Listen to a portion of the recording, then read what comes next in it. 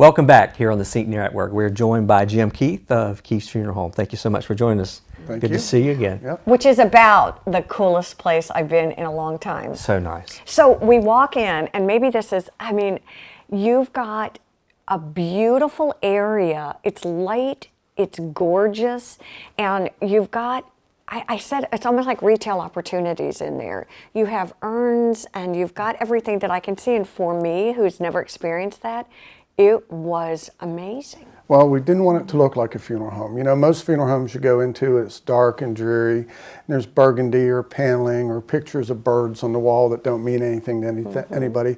But my mother was a musician, so this art is hers. I knew this artist that did this from Wilmington. The paintings mean something if they're on the wall. I walked into the ladies' room, and there's an antique music stand in there for sheet music that was absolutely gorgeous. So it's really an interesting combination of traditional and modern.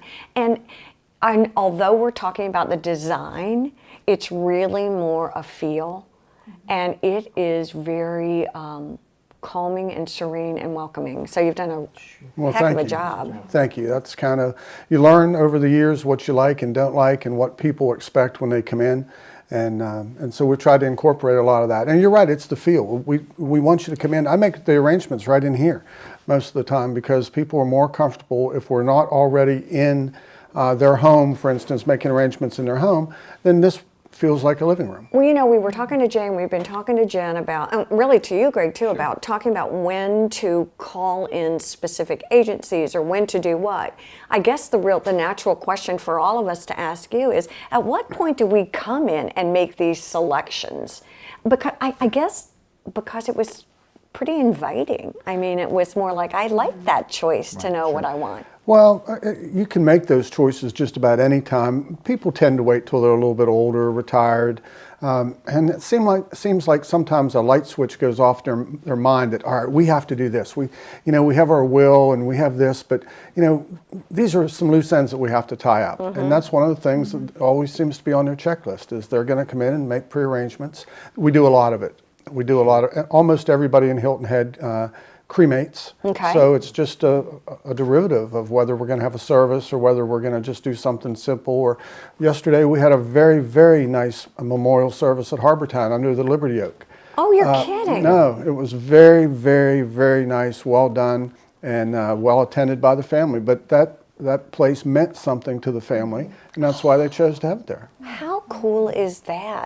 Some of the things that you had for display, are there urns? What are some of the things that you were? Well, those are little mini urns, we call them. They come in all sorts of designs. And if I wanted to stock every one that was out there on the market, I'd need a warehouse. Oh, I made Greg come in and see them. They're really beautiful. I mean, they're beautiful. But those are, I know, he thought I was shy.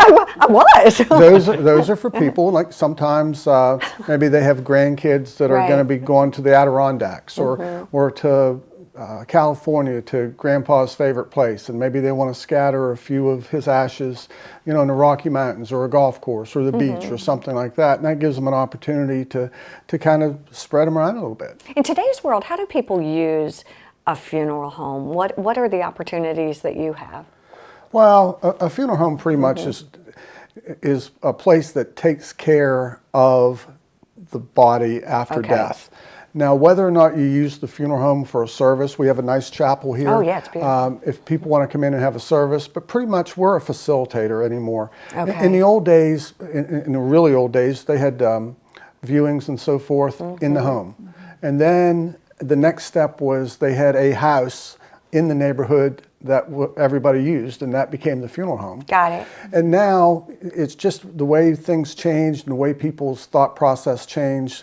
You have to think of your funeral director as more as a facilitator to help you make decisions, do the paperwork, gather your death certificates, and guide you in the right direction. A funeral director should do exactly that. A funeral director should guide people. Got it. And kind of make sure they know where they're going. And I always say that I like to generate more questions than I answer initially, because I can't possibly know what someone's thinking unless we really have an in-depth conversation. But some people don't want that. Some people just want to come in and say, hey, you know, I want you to handle cremation for me. I'll take care of everything else after that. And I said, okay, that's what I'll do. I mean, even things like music, with your mom being a musician, is that something that you feel strongly about also? Oh yeah, I mean, I try to, if people are willing to just sit and take into consideration what their loved one that they're making arrangements for like to do. Right. I've had Harley Davidsons brought in the funeral home. Cool. We've had paratroopers or our parachuters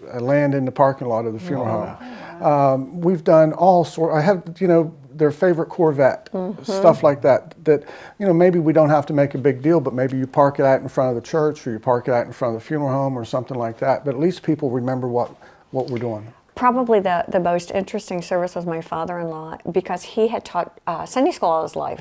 So all of the songs that were played were like wee children's songs, like, you know, the Jesus Loves Me song. It was just really sweet.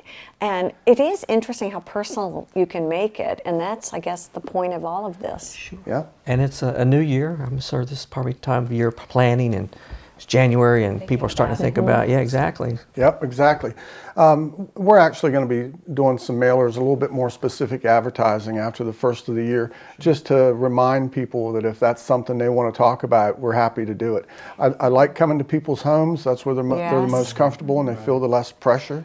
But I really encourage, I know we're just about out of time, we're going to have to say goodbye to everyone, but if you haven't had a chance to come and visit, you really need to come and see this. It is really, it's funny, it's inspiring, it's really wonderful. Thank you for joining us. Oh yeah, thank you. Thank you all for joining us. Thank you for allowing me to co-host, and we'll see you all next week. Bye-bye.